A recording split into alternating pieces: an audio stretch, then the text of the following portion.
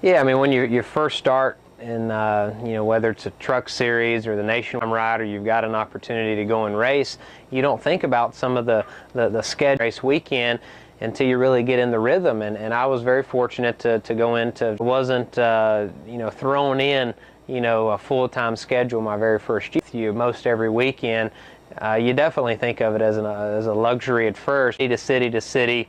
Not only packing your bags and unpacking and having to wash your clothes and your stuff, your suits and your helmets and, you know, your gear, your different, ultimately, very efficiently back and forth. And so, you know, of my career and tagging along, wanting to be at the races, and gives them a place to hang. Sometimes on a Wednesday, but typically on a Thursday. And you know, we have at home. And you know, we keep up to date on what's going on in the world. I'm getting married in December of this year, so we don't have any kids. You know, I think the biggest thing of having, you know, a bus motorhome on the road is in and week out. I can only imagine doing something different, you know, 38 weekends a year somewhere else.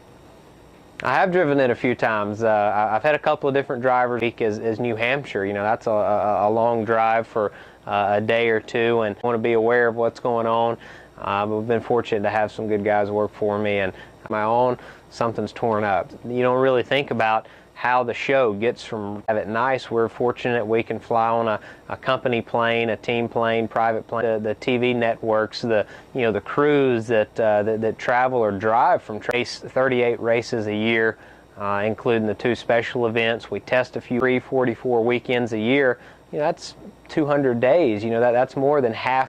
You know, we spend more nights out of the year here in our bus that you know, you're here on our house on wheels.